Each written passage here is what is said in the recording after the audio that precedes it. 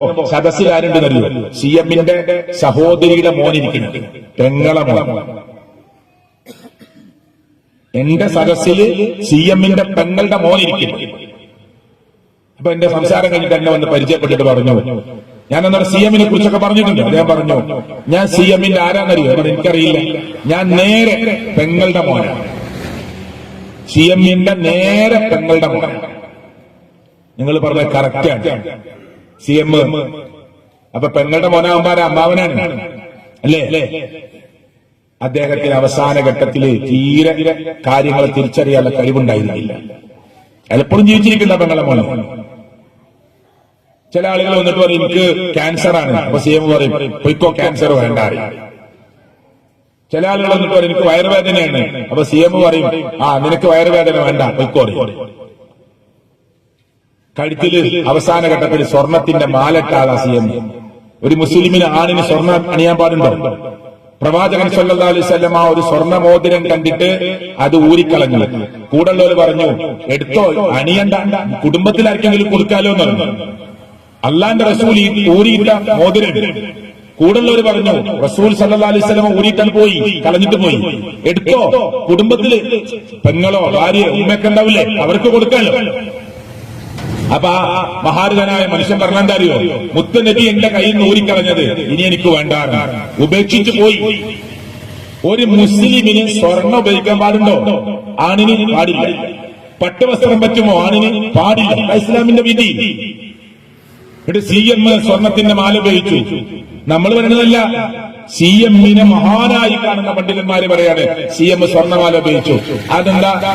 അദ്ദേഹത്തിന്റെ കുറ്റം നമ്മൾ പറയുന്നില്ല, അദ്ദേഹത്തിന് അറിയില്ല.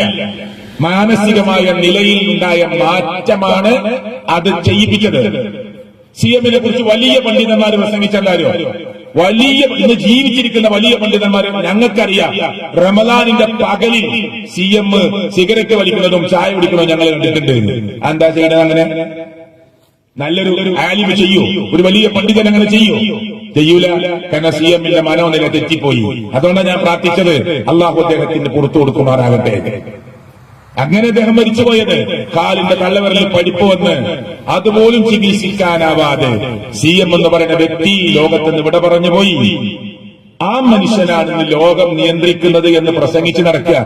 ഞാനിപ്പോ ഇവിടെ 1 മണിക്കൂർ സമയം സംസാരിക്കുമ്പോ ഞാൻ കെട്ടുകഥയിലേക്ക് നിങ്ങളെ ക്ഷണിച്ചോ? ഇല്ല, ക്ഷണിക്കാൻ നമുക്ക് പാടില്ല. നമ്മൾ അള്ളാഹുവിലേക്കാ വിളിക്കേണ്ടത്. മനുഷ്യർ അള്ളാഹുവിലേക്കാ വിളിക്കേണ്ടത്. ആ നിലക്കാണ് ഇനി എന്റെ സംസാരത്തെ നിങ്ങൾ ശ്രദ്ധിക്കേണ്ടത്. റബ്ബ് എനിക്കും നിങ്ങൾക്കും ഏറ്റവും നല്ല സൽബുദ്ധി അള്ളാഹു പ്രദാനം ചെയ്യുമാറാകട്ടെ. യാക്കൂബ് നബി അലൈഹി സ്വലാത്തു വസ്സലാം മരിക്കുന്ന സന്ദർഭം ഖുർആൻ പറയുന്നത് കേട്ടോളൂ നിങ്ങൾ. അം കുൻതും ശുഹദാ ഇദ് ഹദറ യഅകൂബൽ മൗത്ത്. യാക്കൂബ് നബി അലൈഹി സ്വലാത്തു വസ്സലാമിന് മരണമാസന്നമായ സന്ദർഭം നിങ്ങൾ അവിടെ ഹാജറുണ്ടായിരുന്നെങ്കിൽ, നമ്മളെ ആരെങ്കിലും കണ്ടിരുന്നെങ്കിൽ, മുത്തുനബി കണ്ടിരുന്നെങ്കിൽ, ആരാ അത് കണ്ടിരുന്നെങ്കിൽ അവർക്കത് ബോധ്യമാകും. അം കുൻതും ശുഹദാ, നിങ്ങളെങ്ങാനും അതിന് സാക്ഷിയായിരുന്നെങ്കിൽ. എന്തിന്? യാക്കൂബ് നബി അലൈഹി സ്വലാത്തു വസ്സലാം ലോകത്തുനിന്ന് വിട പറയുന്ന, മരണത്തോട് മല്ലിടുന്ന സമയം അവസാനഘട്ടം നിങ്ങളെങ്ങാനും കണ്ടിരുന്നുവെങ്കിൽ. എന്താ അതിന്റെ പ്രത്യേകത? യാക്കൂബ് നബി അലൈഹി സ്വലാത്തു വസ്സലാം മരണത്തോടടുത്ത സമയത്ത് ഇത് ഖാല ലിബനി, ഖുർആന്റെ ആയത്ത, ഇത് ഖാല ലിബനി, മക്കളോട് പറഞ്ഞ സന്ദർഭം. മക്കളെ വിളിച്ചു, എന്നിട്ട് പറഞ്ഞു, മാ തഅബുദൂന മിൻ ബഅദി, മക്കളെ നിങ്ങൾ എന്റെ കാലശേഷം ആരെയായിരിക്കും നിങ്ങൾ ആരാധിക്കുക? നിങ്ങളുടെ ആരാധന എങ്ങനെയായിരിക്കും? ഒരു വാപ്പ ലോകത്ത് നിന്ന് മരണപ്പെട്ടു പോകുമ്പോ വാപ്പ പറയാം, മോനെ ഇന്ന ക്യാഷ് ഇന്ന ബാങ്കിലുണ്ട്, പിന്നെ റോഡ് സൈഡിലുള്ള ബിൽഡിംഗ് ഇന്നതാണ്, ഇത്ര സെന്റ് സ്ഥലമുണ്ട്, നിങ്ങൾ തർക്കിക്കരുത്, മൂത്ത മോക്കാനത്, ഇതൊക്കെ പറയുന്ന വാപ്പാരുണ്ട്. ആ കടത്തെ കുറിച്ച് പറയുന്നവരുണ്ടൊക്കെ പറയണം, തർക്കമൊന്നുമില്ല. യാക്കൂബ് നബി അലൈഹി സ്വലാത്തു വസ്സലാം മരണമാസന്നമായ സമയത്ത് മക്കളെ വിളിച്ചിട്ട് ചോദിച്ച ചോദ്യം എന്താ അറിയോ? മക്കളെ, എന്താ ചോദിച്ചത്? മാ തഅബുദൂന മിൻ ബഅദി, എന്റെ കാലശേഷം നിങ്ങളുടെ ആരാധന എങ്ങനെയായിരിക്കും? നിങ്ങൾ ആരെയാണ് ആരാധിക്കുക? അതിന് യാക്കൂബ് നബി മക്കളിൽ നിന്ന് കേട്ട മറുപടി എന്താ? ഖുർആൻ പറയാൻ കേട്ടോളൂ. ഖാലു, മക്കൾ പറഞ്ഞു, നഅബുദു ഇലാഹക വ ഇലാഹ ആബാഇക ഇബ്രാഹീമ വ ഇസ്മാഈല വ ഇസ്ഹാഖ ഇലാഹൻ വാഹിദ. വനഹ്നു ലഹു മുസ്ലിമൂൻ. 4-ാം അധ്യായം സൂറത്ത് നിസായിലെ 2-ാം അധ്യായം സൂറത്ത് ബഖറയിലെ 133-ാമത്തെ വചനമാണ്. എന്താ പറഞ്ഞത്? ബാപ്പാ, നിങ്ങളുടെ ഇലാഹിന്, ഇബ്രാഹിം നബിയുടെ ഈ പറയപ്പെട്ട പ്രവാചകന്മാരുടെ ഏകനായ അള്ളാഹുവിനെ ആരാധിച്ചുകൊണ്ടായിരിക്കും ഞങ്ങൾ ജീവിക്കുക. ഞങ്ങൾ അള്ളാഹുവിന്, ഏകനായ റബ്ബിന് വനഹ്നു ലഹു മുസ്ലിമൂൻ, കീഴ്പ്പെട്ടവരായിട്ടാണ് ഞങ്ങൾ ജീവിക്കുക. ഒരു ബാപ്പാക്ക് മക്കൾ കൊടുക്കുന്ന ധൈര്യം, തൗഹീദ്, മരിക്കുന്ന സമയത്ത് മക്കളോട് ചോദിക്കുക. നമ്മൾ ചോദിച്ചോ? ഗൾഫിൽ പോണ, ആദ്യമായിട്ട് പോണ മോനോട്, മോനെ ഇവിടെ പാസ്പോർട്ട്, എയർപോർട്ട് ഒന്ന് ശ്രദ്ധിക്കണം കേട്ടോ, ഇറങ്ങിയാൽ ഈ നമ്പറിലേക്ക് വിളിക്കണം കേട്ടോ, അവിടെ എന്തെങ്കിലും ബുദ്ധിമുട്ടുണ്ടെങ്കിൽ എളാപ്പാന്റെ മോനുണ്ട്, അവിടെ മുത്താപ്പാന്റെ മോനുണ്ട്, എല്ലാം പറഞ്ഞു കൊടുക്കാറില്ലേ? മോനോട് ചോദിച്ചോ? മോനെ 22 വയസ്സായി, 25 വയസ്സായി, ഇന്ന് രാത്രി മരിച്ചാൽ നിന്റെ പരലോകം എന്താകും മോനെ? നീ നേരായ രീതിയിൽ നിസ്കരിക്കലുണ്ടോ മോനെ? നീ കറക്റ്റ് നോമ്പെടുത്തിട്ടുണ്ടോ? അള്ളാഹനെ മാത്രം ആരാധിക്കുന്ന ടീമിലാണോ നീ ഉള്ളത്? റബ്ബല്ലാത്ത ഏതെങ്കിലും ശക്തിയോട്, വ്യക്തിയോട് നീ ദുആ ചെയ്തു പോയിട്ടുണ്ടോ മോനെ? ശിർക്ക് ജീവിതത്തിൽ സംഭവിച്ചിട്ടുണ്ടോ മോനെ?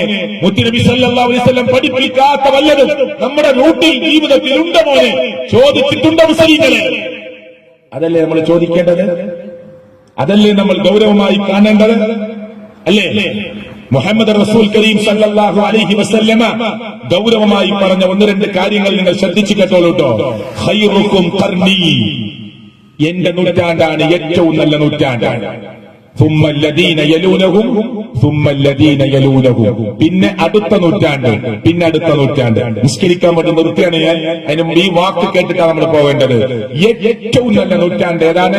മുഹമ്മദ് മുസ്തഫ സല്ലല്ലാഹു അലൈഹി വസല്ലമയുടെ നൂറ്റാണ്ട്. പിന്നെ ഏറ്റവും നല്ല നൂറ്റാണ്ട് ഏതാ? അടുത്ത നൂറ്റാണ്ട്, തൊട്ടടുത്ത നൂറ്റാണ്ട്. അപ്പൊ 3 നൂറ്റാണ്ട്. ഈ 3 നൂറ്റാണ്ടിലുള്ള ആചാരങ്ങളും അനുഷ്ഠാനങ്ങളുമാണ് മുസ്ലിമിന്റെ ആചാരം. നമ്മളെങ്ങനെ നിസ്കരിക്കണം? നിസ്കരിക്കാൻ പോലെ ഇതേ രീതിയല്ലേ അമേരിക്കയില്, ഇതേ രീതിയിലെ കാനഡയില്, ഇതേ രീതിയിലെ യൂറോപ്പില്, ഇതേ രീതിയിലെ ആഫ്രിക്കയില്, ഇതേ രീതിയിലെ ഏഷ്യയില്. ഇതെന്താ കാരണം? അത് അങ്ങനെയാണ് അല്ലാഹുവിന്റെ റസൂൽ സല്ലല്ലാഹു അലൈഹി വസല്ലം പഠിപ്പിച്ചത്. മാറ്റല്ല. ലോകത്തെവിടെ പോയാലും നിസ്കാരം ഒരുപോലെ. ഇശാ 4, മഗ്രിബ് 3, ളുഹർ 4, അസർ 4, സുബഹി 2, യാത്രയിൽ ളുഹറും അസറും 2. യാത്രയിൽ മഗ്രിബ് 3, ഇശാ 2. ലോകത്തെവിടെ പോയാലും ഒരേ നിയമല്ലേ? എന്താ അങ്ങനെ? അതാണ് അല്ലാഹുവിന്റെ റസൂൽ സല്ലല്ലാഹു അലൈഹി വസല്ലം കാണിച്ചു തന്ന രീതി. മാറ്റം വരുത്താൻ നമുക്ക് പറ്റുമോ? പറ്റൂല. അതുകൊണ്ട് 3 നൂറ്റാണ്ട്. ഇനി ഞാൻ നിസ്കാരത്തിന് ശേഷം പറയുന്നത് നമ്മളൊക്കെ ചെയ്തുകൊണ്ടിരിക്കുന്ന ചില ആചാരങ്ങള്, പ്രിയപ്പെട്ടവർ, ഇത് ദീനിലുള്ളതാണോ എന്നൊരു മാറ്റുരച്ചു നോക്കുന്ന സംസാരം. ഇത് ദീനിലുള്ളതാണോ? ആരെയും നമുക്ക് കുറ്റപ്പെടുത്തേണ്ട ആവശ്യമില്ല.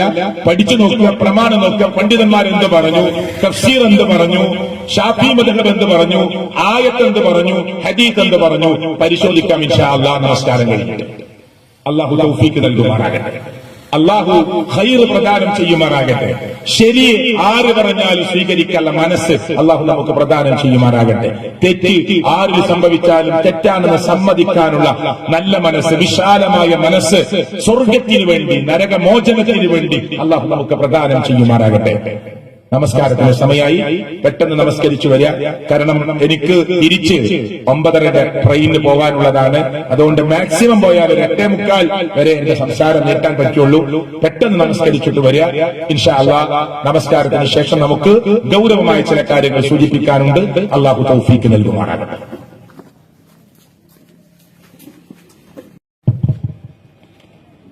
അസ്സലാമു അലൈക്കും വറഹ്മത്തുള്ളാഹി. الحمد لله رب العالمين والصلاة والسلام على رسول الله وعلى آله وصحبه أجمعين. اتقوا الله. ആദരണീയരായ മുഅ്മിനീങ്ങളെ, സഹോദരൻ സുഹൃത്തുക്കളെ, സർവശക്തനായ അല്ലാഹുവിന്റെ അപാരമായ അനുഗ്രഹത്താൽ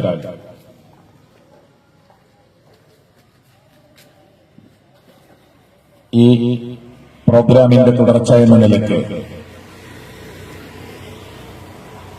അല്പസമയം കൂടി നിങ്ങളുടെ മുമ്പിൽ സംസാരിക്കുകയാണ്. അല്ലാഹു ഇതൊരു സൽക്കർമ്മമായി, പുണ്യകർമ്മമായി അള്ളാഹു സ്വീകരിക്കുമാറാകട്ടെ. ഒരു ചെറിയ സമയമാണ് നമ്മുടെ മുമ്പിലുള്ളത്. ആ സമയത്തിനുള്ളിൽ ചില കാര്യങ്ങൾ നമുക്ക് താരതമ്യം ചെയ്തുകൊണ്ട് പരലോകം നഷ്ടപ്പെടാത്ത ഒരു മുസ്ലിമായി, മുഅ്മിനായി ജീവിക്കാൻ, സ്വർഗം നഷ്ടപ്പെടാത്ത ഒരു മുസ്ലിമായി, ഒരു മുഅ്മിനായി ജീവിക്കാൻ ആത്മാർത്ഥമായ പരിശ്രമം നടത്തണം എന്നത് ഞാൻ എന്നോടും നിങ്ങളോടും പറയാനും ജീവിതത്തിൽ കൊണ്ടുവരാനും വേണ്ടിയാണ് ഈ സംസാരം നിങ്ങളുടെ മുമ്പിൽ ഇതുവരെ നടത്തിയത്. ഇനി പറയുന്നതും അതിനു വേണ്ടിയാണ്. അല്ലാഹു സ്വീകരിക്കുമാറാകട്ടെ. വിശ്വാസികളായ നമ്മൾ, ഞാൻ പറഞ്ഞു ഇവിടെ കുറെ സംഘടനകളുണ്ട്, എല്ലാവരും മുസ്ലിങ്ങളാണ്. ഒരു മുസ്ലിം എന്ന നിലക്ക് അല്ലാഹു തആല നമ്മോട് പറഞ്ഞിട്ടുള്ള ആഹ്വാനം, യാ അയ്യുഹല്ലദീന ആമനൂ അത്തിഉല്ലാഹ വ അത്തിഉർ റസൂൽ, ഇതൊക്കെ വളരെ പതുക്കെ സിമ്പിളായിട്ടാണ് ഞാൻ നിങ്ങളുടെ മുമ്പിൽ സംസാരിക്കുന്നത്. ഏതൊരു സാധാരണക്കാരനും മനസ്സിലാക്കാൻ പറ്റുന്ന വിധത്തിൽ നമ്മൾ അള്ളാഹുവിനെ അനുസരിക്കുക, അള്ളാഹുവിന്റെ പ്രവാചകനെ അനുസരിക്കുക. ആ പ്രയോഗം കണ്ടില്ലേ നിങ്ങൾ ഖുർആനിൽ? യാ അയ്യുഹല്ലദീന ആമനൂ, വിശ്വാസികളെ, അത്തിഉല്ലാഹ്, നിങ്ങൾ അള്ളാഹിനെ അനുസരിക്കണം. വ അത്തിഉർ റസൂൽ, നിങ്ങൾ അള്ളാഹുവിന്റെ പ്രവാചകനെ അനുസരിക്കണം. വ ഉലിൽ അംരി മിൻകും, നിങ്ങളുടെ കൂട്ടത്തിലെ കൈകാര്യകർത്താക്കളെ അനുസരിക്കണം. അപ്പൊ നമ്മൾ അനുസരിക്കേണ്ടത് മൂന്ന് ടീമിനെ. ഒന്ന് അള്ളാഹുവിനെ, മുഹമ്മദ് മുസ്തഫ സല്ലല്ലാഹു അലൈഹി വസല്ലമയെ, നമ്മുടെ കൂട്ടത്തിലെ കൈകാര്യകർത്താക്കളെ.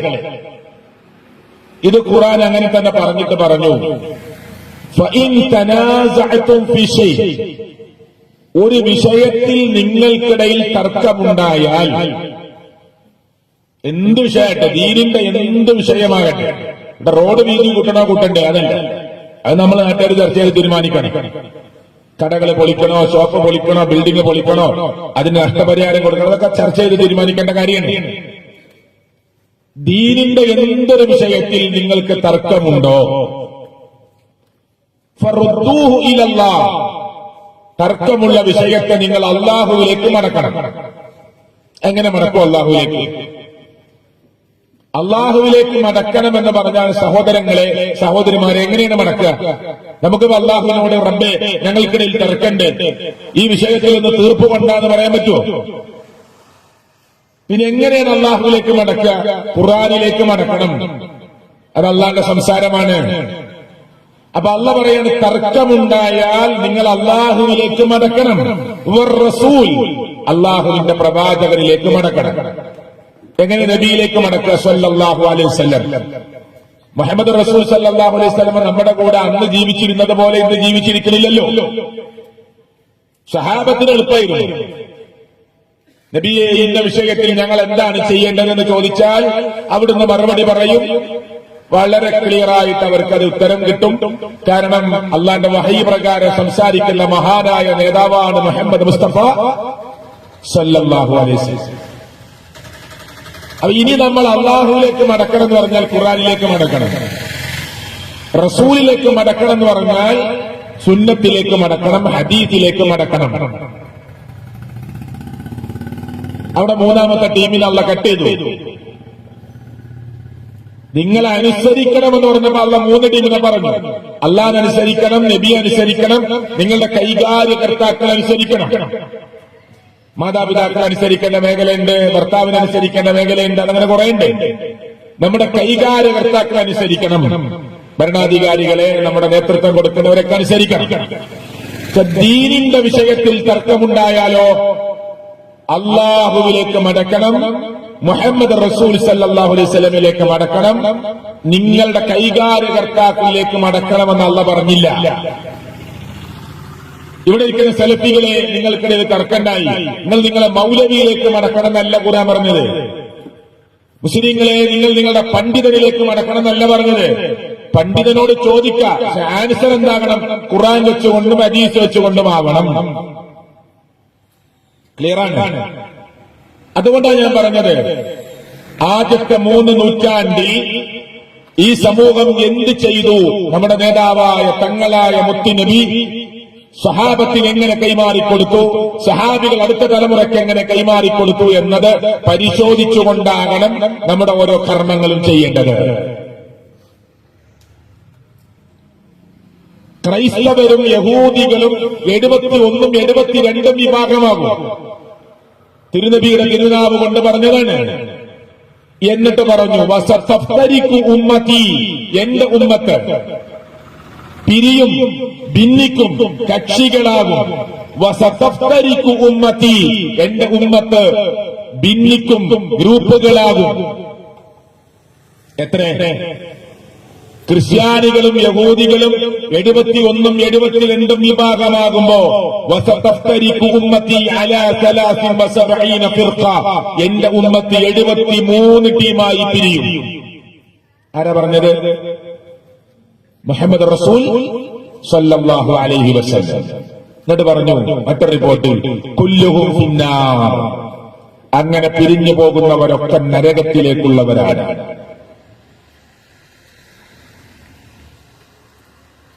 ഇല്ല മില്ലത്തൻ വാഹിദ, ഒരു ടീം ഒഴികെ. ആ ടീമിന്റെ ഒരു സംഘടനയുടെ പേരോ ഒരു ഗ്രൂപ്പിന്റെ പേരോ എന്നല്ല പറഞ്ഞത്. നമുക്ക് സ്വർഗം കിട്ടണം, എല്ലാവർക്കും സ്വർഗം കിട്ടണമെന്നാണ് നമ്മുടെ ആഗ്രഹം. അള്ളാഹു സ്വർഗത്തിലെത്തിക്കുമാറാകട്ടെ. ഇല്ല മില്ലത്തൻ വാഹിദ, ഒരു ടീം ഒഴികെ ബാക്കി മുഴുവൻ ആളുകളും നരകത്തിലേക്കുള്ളവരാണ്. ഉടനെ സഹാബത്ത് ചോദിച്ചു, വമൻ ഹിയ യാ റസൂലല്ലാഹ്, ആരാണ് സ്വർഗത്തിലേക്ക് പോകുന്ന ടീം? ഉത്തരം പറഞ്ഞു മുത്തുനബി തങ്ങൾ സല്ലല്ലാഹു അലൈഹി വസല്ലം. എന്താ പറഞ്ഞത്? സംഘടനയുടെ പേരല്ല, ഗ്രൂപ്പിന്റെ പേരല്ല, ഇനി കുറെ കാലം കഴിഞ്ഞ ഇന്ന ടീം വരും, ആ ടീമിന്റെ പേരല്ല, ഒന്നും പറഞ്ഞിട്ടില്ല. ഒരു നിലപാടാണ് പറഞ്ഞത്. ഒരു നിലപാട്. എന്താണ് നിലപാട്? മാ അന അലൈഹി അൽ യൗം വ അസ്ഹാബി, ഞാനും എന്റെ സ്വഹാബത്തും ഇന്നേ ദിവസം വരെ എങ്ങനെ നിങ്ങൾക്ക് ജീവിച്ച് കാണിച്ചു തന്നോ ആ നിലപാടിൽ നിലകൊള്ളുന്നവർ. അതുകൊണ്ടാണ് ഞാൻ ചോദിച്ചത്, മുസ്ലിങ്ങളെ ഗൗരവത്തോടു കൂടി ചിന്തിക്കുക. ഹദ്ദാദ് മുത്തുനബിയുടെ കാലത്തുണ്ടോ? അടുത്ത നൂറ്റാണ്ടിലുണ്ടോ? അടുത്ത നൂറ്റാണ്ടിലോ? ഉത്തമമായ 3 നൂറ്റാണ്ടിലുണ്ടോ? കുത്തറാത്തീബ്, കുത്തിബിയ്യത്ത് ഉണ്ടോ? നിങ്ങൾ പഠിച്ചു നോക്കൂ. നമ്മൾ നടത്തുന്ന പല ആചാരങ്ങളും അള്ളാഹുവിന്റെ പ്രവാചകൻ സല്ലല്ലാഹു അലൈഹി വസല്ലം കാലത്തുണ്ടോ? നബി എന്താ പറഞ്ഞതറിയോ? നിങ്ങളെ സ്വർഗത്തിലേക്ക് എത്തിക്കുന്ന എല്ലാ ചെറുതും വലുതും ഞാൻ നിങ്ങൾക്ക് പഠിപ്പിച്ചു തന്നു. നിങ്ങളെ നരകത്തിൽ നിന്ന് അകറ്റുന്ന എല്ലാ കാര്യവും ഞാൻ നിങ്ങൾക്ക് അറിയിച്ചു തന്നു. പിന്നെ നമ്മൾ എന്തിനാ ദീനിലൊന്ന് പുതുതായി ഉണ്ടാക്കുന്നത്? ഉള്ളത് തന്നെ ഇഷ്ടം പോലെ ചെയ്യാനുണ്ട്. ഉള്ളത് തന്നെ ധാരാളം ചെയ്യാനുണ്ട്. പിന്നെ എന്തിനാ നമ്മൾ ദീനിൽ പുതുതായി ഒന്ന് കൊണ്ടുവരുന്നത്? എന്തിനാ? ഇത് അത്ഭുതം എന്താണെന്നറിയോ? പലപ്പോഴും ഇത് പറയുന്ന സലഫികളെ ആളുകൾ പരിചയപ്പെടുത്താറുള്ള എന്താ അറിയോ? ഇവർ പുത്തൻവാദികളാണ്. നഊദു ബില്ലാഹ്. ഇവിടെ പറയാറുണ്ട്, എനിക്കറിയില്ല. ആരാ പുത്തൻവാദികള്? നിങ്ങൾ ശരിക്കും ചിന്തിക്കണം കേട്ടോ. മുത്തുനബിയും സഹാബത്തും പഠിപ്പിക്കാത്ത ഒരു ആചാരം ദീനിന്റെ ആചാരമായി സലഫികൾ ചെയ്യാറില്ല. അങ്ങനെ ഉണ്ടെങ്കിലല്ലേ പുതിയത് കൊണ്ടുവന്നു അറിയാം. ഒരൊറ്റ കാര്യം പോലും ചെയ്യാറില്ല. എന്താ ചെയ്യാറുള്ളത്? എന്നിട്ട് ആളുകൾ, സാധാരണക്കാരായ ആളുകൾക്ക് പറഞ്ഞു കൊടുക്കാറുള്ളത് പുത്തൻവാദികൾ എന്നാണ്. അള്ളാഹു അവർക്ക് പുറത്തു കൊടുക്കുമാറാകട്ടെ. നമുക്ക് പരിശോധിക്കാം ഇൻഷാ അല്ലാഹ്. പ്രമാണം വെച്ച് നമുക്ക് പരിശോധിക്കാം. ഓരോ ചെറിയ ചെറിയ കാര്യങ്ങളിൽ തൊട്ട് നമുക്കൊന്ന് പരിശോധന നടത്തിയാൽ ഇൻഷാ അല്ലാഹ് ആ കാര്യം നമുക്ക് ബോധ്യമാകും. ഒന്നാമത്തെ ഗൗരവമായ കാര്യം പ്രാർത്ഥന അള്ളാഹുവിനോടാണ്. ഞാൻ അതിന് ചെറിയ സമയം എടുക്കുന്നുള്ളൂ. റബ്ബിനോടല്ലാതെ നമ്മൾ ആരും പ്രാർത്ഥിക്കാൻ പാടില്ല. അത് ഖുർആനിൽ 100 കണക്കിന് പ്രാർത്ഥനയുണ്ട്. എല്ലാ ദിവസവും ഇപ്പൊ ഇശാ നമസ്കരിച്ചു, ഇയ്യാക നഅ്ബുദു വ ഇയ്യാക നസ്തഈൻ, നിന്നെ മാത്രമേ ഞങ്ങൾ ആരാധിക്കുകയുള്ളൂ, നിന്നോട് മാത്രമേ ഞങ്ങൾ സഹായതക്കം നടത്തുകയുള്ളൂ. ഇതാണ് ഇപ്പൊ എല്ലാ മുസ്ലിമും പറഞ്ഞത്, എല്ലാ ഗ്രൂപ്പും പറഞ്ഞത്. സത്യല്ലേ? എന്നിട്ട് ഈ പള്ളിയിൽ നമ്മൾ ഇശാ നിസ്കരിച്ച ആളുകള് മുസ്ലിങ്ങളായ നമ്മള് ഇയ്യാക നഅ്ബുദു വ ഇയ്യാക നസ്തഈൻ എന്ന് പറഞ്ഞിട്ട് അതിനർത്ഥം എന്താ? നിന്നെ മാത്രമേ ഞങ്ങൾ ആരാധിക്കുകയുള്ളൂ, നിന്നോട് മാത്രമേ ഞങ്ങൾ സഹായതേട്ടം നടത്തുകയുള്ളൂ എന്ന് പറഞ്ഞിട്ട് നമ്മുടെ ഉമ്മ വീട്ടിൽ നിസ്കരിച്ചപ്പോ, നമ്മുടെ ഭാര്യ വീട്ടിൽ നിന്ന് നമസ്കരിച്ചപ്പോ, നമ്മുടെ പെങ്ങള് വീട്ടിൽ നിന്ന് നമസ്കരിച്ചപ്പോ ആ മുസല്ല മടക്കി അലമാരയുടെ മേലേക്ക് വെക്കുമ്പോ കാലൊന്ന് വടിക്കിയാൽ, കാലൊന്ന് സ്ലിപ്പായാൽ അപ്പ വിളിച്ചു നമ്മുടെ പെങ്ങള്, നമ്മുടെ ഉമ്മ, നമ്മുടെ ഭാര്യ, ബദരീങ്ങളെ എന്റെ കാലിൽ. അപ്പൊ ഈ നിസ്കാരത്തിൽ ചൊല്ലിയതോ? നിസ്കാരത്തിൽ പറഞ്ഞെന്താ? നിന്നെ മാത്രമേ ഞങ്ങൾ ആരാധിക്കുകയുള്ളൂ, നിന്നോട് മാത്രമേ ഞങ്ങൾ സഹായനേട്ടം നടത്തുകയുള്ളൂ. ആ നിസ്കാരം കഴിഞ്ഞിട്ട് കാല് തെറ്റിയാ വിളിച്ചതോ? അല്ലാനെ അല്ല. തെറ്റ് സംഭവിക്കുന്നുണ്ടോ? ഇല്ലേ? അവിടെ വിളിക്കേണ്ടത് അല്ലാനെയാണ്. ബദരീങ്ങൾ മഹാരഥന്മാരാണ്. അള്ളാഹു അവരുടെ കൂടെ നമ്മയും സ്വർഗത്തിൽ എത്തിക്കുമാറാകട്ടെ. അവര് യുദ്ധം ചെയ്തത് എന്തിനാണ് ഞാൻ പറഞ്ഞു. ബദർ യുദ്ധം അവർ നടത്തിയത് എന്തിനാണ് എന്ന് ഞാൻ കൃത്യമായി പറഞ്ഞു. അവർ മഹാരഥന്മാരാണ്, തർക്കമേയില്ല. അവർ റബ്ബല്ലാത്ത ആളുകളോട് ആരോട് മനുഷ്യർ ദുആ ചെയ്യുന്നുണ്ടോ അവരാരും, ഖുർആൻ പറയാ കുറെ ന്യായങ്ങൾ ഖുർആൻ നിരത്തി തന്നു. ഒന്ന് ഞാൻ വേഗം പറഞ്ഞു പോകട്ടോ, ലാ യസ്മഉ ദുആക്കും, നിങ്ങൾ ആരോട് പ്രാർത്ഥിച്ചാലും നിങ്ങളുടെ പ്രാർത്ഥന, അല്ലെങ്കിൽ ആര് പ്രാർത്ഥിക്കുന്നു അവരുടെ പ്രാർത്ഥന അവർ കേൾക്കുകയില്ല. വലൗ സമിഉ, രണ്ടാമത്തെ കാര്യം, ഇനി വാദത്തിന് വേണ്ടി കേട്ടു എന്ന് സമ്മതിച്ചു തന്നാൽ മസ്തജാബു ലക്കും, ഉത്തരം തരികയില്ല. രണ്ട് ഖുർആൻ പറയണേ, ഒന്ന് പ്രാർത്ഥിച്ചാൽ അവർ കേൾക്കൂല. നമ്മൾ ആ അള്ളാനെ വിട്ട് ആരോട് ദുആ ചെയ്യുന്നുണ്ടോ ഒരു പടപ്പും ദുആ കേൾക്കുകയില്ല. ദുആ കേൾക്കൂല എന്ന സൗണ്ട് കേൾക്കൂല എന്ന അർത്ഥത്തിലല്ല. അല്ലാഹു തആല പ്രയോഗിച്ച വാക്ക് ദുആ എന്ന അർത്ഥത്തിലുള്ള, അതിനുത്തരം തരാവുന്ന വിധത്തിൽ ആ ദുആഇനെ പരിഗണിക്കാനോ കേൾക്കാനോ അവർക്ക് കഴിയില്ല. ഇനി വാദത്തിന് വേണ്ടി കേട്ടു എന്ന് സമ്മതിച്ചാലോ മസ്തജാബു ലക്കും, നിങ്ങൾക്ക് അവർ ഉത്തരം തരികയില്ല. മൂന്ന്, ആരോടാണ് നിങ്ങൾ ദുആ ചെയ്യുന്നത്? റബ്ബല്ലാതെ ആരോട് നമ്മൾ ദുആ ചെയ്താലും ഖുർആൻ പറയണേ, ഇന്നല്ലദീന തദ്ഊന മിൻ ദൂനില്ലാഹ്, അല്ലാഹുവിന് പുറമെ നിങ്ങൾ ആരോട് ദുആ ചെയ്താലും അവരാരാ? ഇബാദുൻ അംസാലുക്കും, നിങ്ങളെ പോലെയുള്ള അടിമകൾ മാത്രമാണ്. ഖുർആനാ പറയണത്. ഇതില് സുന്നി മുജാഹിദുമായിട്ടൊന്നുമില്ല. ഇത് അള്ളാന്റെ കലാമാണ്. നമുക്ക് എല്ലാവർക്കും ഒരൊറ്റ ഖുർആനാണ്. ലോകത്ത് ഷിയാക്കൾക്കൊഴിച്ച് ബാക്കി എല്ലാവർക്കും ഒരൊറ്റ ഖുർആനാണ്. ഷിയാക്കൾക്കൊഴിച്ച്, ഷിയാക്കൾ പറയുന്നത് ഈ ഖുർആൻ പൂർണ്ണമല്ല, അവർക്ക് കുറെ വ്യത്യാസങ്ങളുണ്ട്, കുറെ ആയത്ത് കട്ട് ചെയ്തിട്ടുണ്ട്, ഇത് ഇനിയും ഇതിലേക്ക് കുറെ ആയത്തുകൾ വരാനുണ്ട്, ഈ ഖുർആൻ ശരിയല്ല എന്ന് ആര് പറയുന്നു? ഷിയാക്കൾ പറയുന്നു ലോകത്ത്. ബാക്കി എല്ലാ മുസ്ലിങ്ങൾക്ക് ഒരൊറ്റ ഖുർആനാണ്. അതുകൊണ്ടാണ് ഷിയാക്കൾ ഇസ്ലാം എന്ന് പുറത്താന്ന് പറയുന്നത്. കുറെ കാരണങ്ങളുണ്ട്. ഷിയാക്കളുടെ വിഷയത്തിൽ സംസാരിക്കുമ്പോ ആളുകൾ പറയും, എന്തിനാ അവർ ഇസ്ലാം എന്ന് പുറത്താറുണ്ട്? ഈ ഖുർആൻ പോലും അംഗീകരിക്കുന്നില്ല, പിന്നെ അവരെ മുസ്ലിമായിട്ട് പരിഗണിക്കാൻ പറ്റുമോ? സഹാബത്തിനെ പച്ചക്ക് തെറി പറയുന്നവരാണ്, പിന്നെ അവരെ മുസ്ലിങ്ങളായിട്ട് അംഗീകരിക്കാൻ പറ്റുമോ? നമ്മൾ അബൂബക്കർ എന്ന് കേൾക്കുമ്പോ സിദ്ദീഖ് റളിയല്ലാഹു അൻഹു എന്ന് പറയാ, ഓലോ ലഅനത്തുല്ലാഹ് എന്ന് പറയാ. എന്നർത്ഥം എന്താ? നമ്മൾ അബൂബക്കർ സിദ്ദീഖ് റളിയല്ലാഹു അൻഹു എന്ന് പറയാ, അവർ അബൂബക്കർ എന്ന് പറഞ്ഞിട്ട് ലഅനത്തുല്ലാഹ് എന്ന് പറയാ. അള്ളാന്റെ ശാപമുള്ള മനുഷ്യൻ ശാപം ഉണ്ടാകട്ടെ എന്ന് പ്രാർത്ഥിക്കുകയും ചെയ്യാം. നല്ല ഈമാനിന്റെ നിറകുടമായി മുത്തുനബിയുടെ ഇടതും വലതും നിന്ന മഹാനായ സഹാബിയാനാര്? അബൂബക്കർ സിദ്ദീഖ് റളിയല്ലാഹു. ആ അബൂബക്കർ സിദ്ദീഖ് റളിയല്ലാഹുവിനെ അംഗീകരിക്കാത്തവരാണ് ആര്? ഷിയാക്കൾ. പിന്നെ അവരെ മുസ്ലിങ്ങളായിട്ട് പരിഗണിക്കാൻ പറ്റുമോ?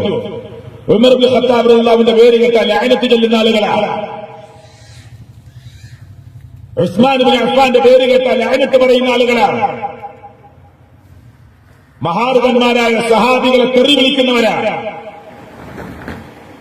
അതുകൊണ്ട് ലോകത്തിലെ ആധികാരികമായ പണ്ഡിതന്മാർ ഷിയാക്കളെ വേറിട്ടു നിർത്തി നിൽക്കട്ടെ. ഞാൻ അവിടേക്ക് പോകുന്നില്ല.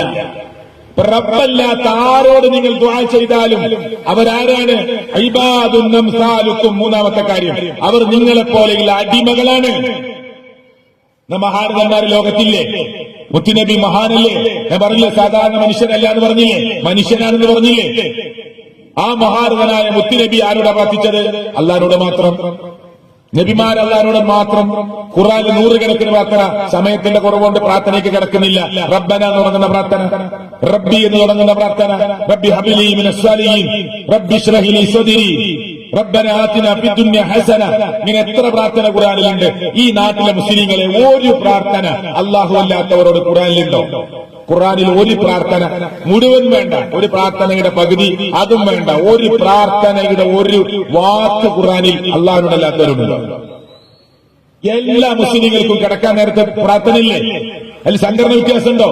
കൈ ഇങ്ങനെ പിടിച്ചിട്ട് ജമാ കഫൈഹി, രണ്ട് കൈകളും ചേർത്ത് പിടിച്ച് സുമ്മ നഫസ ഫീഹിമ, രണ്ട് കൈകളിലും ഊതി ഫഖറഅ സൂറത്തുൽ ഇഖ്ലാസ്, സൂറത്തുൽ ഫലക്, സൂറത്തുൻ നാസ്, സൂറത്തുകളൊക്കെ ഓതി ശരീരത്തിൽ കൈയെത്തുന്ന സ്ഥലത്തൊക്കെ തടവി 3 തവണ ആവർത്തിച്ച് അല്ലാഹുമ്മ ബിസ്മിക അമൂതു വഹിയ എന്ന് ചൊല്ലി ബിസ്മിക റബ്ബി വലഅതു ജംബി എന്ന് തുടങ്ങി പ്രാർത്ഥനകൾ ചൊല്ലിയിട്ട് വലതുഭാഗത്തേക്ക് ചെരിഞ്ഞു കിടക്കണമെന്ന് മുഹമ്മദ് മുസ്തഫ സല്ലല്ലാഹു അലൈഹി വസല്ലം. ഇതെല്ലാ മുസ്ലിങ്ങൾക്കുള്ളതല്ലേ? ആരോടാ?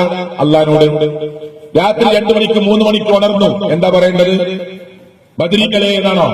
മുദി ശൈഖ് എന്നാണോ? അല്ല, ഉറക്കത്തിൽ ഉണർന്നാ പറയുന്നത് അൽഹംദുലില്ലാഹില്ലദീ അഹ്യാനാ ബഅദമാ മാതനാ വഇലൈഹി നുശൂർ. ഉറക്കമാകുന്ന മരണത്തിൽ നിന്ന് രണ്ടാമതും എനിക്ക് ജീവിതം തന്ന റബ്ബേ നിനക്ക് സ്തുതി.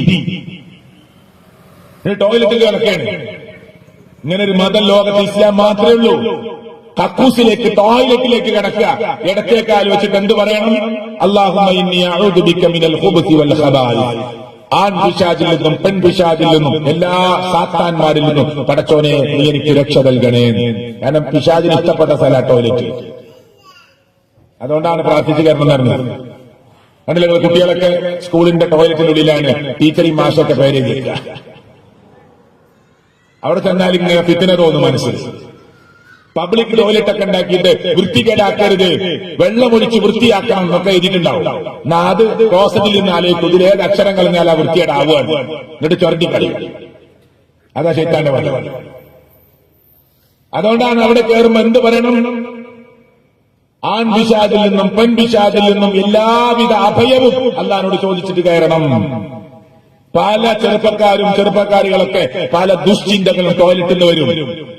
അതുകൊണ്ട് അത് വേസ്റ്റ് കളയാനുള്ള സ്ഥലമാണ്. അവിടെ പോയി ആവശ്യം നിർവഹിച്ച് വൃത്തിയാക്കി തിരിച്ചു പോരുക. തിരിച്ചു വരുമ്പോ വലത്തേക്കാല് മുന്നോട്ട് വെച്ച് അള്ളാഹിനോട് ദുആ ചെയ്യുക. ഇങ്ങനെ ഒരു മതം ലോകത്ത് ദീന് ഇസ്ലാം മാത്രമേ ഉള്ളൂ. ഇന്ന ദീന ഇൻദല്ലാഹിൽ ഇസ്ലാം. വേറെ ഏത് മതങ്ങൾക്കാണ് ടോയ്ലറ്റ് കിടക്കുമ്പോ പ്രാർത്ഥന ഉള്ളത്?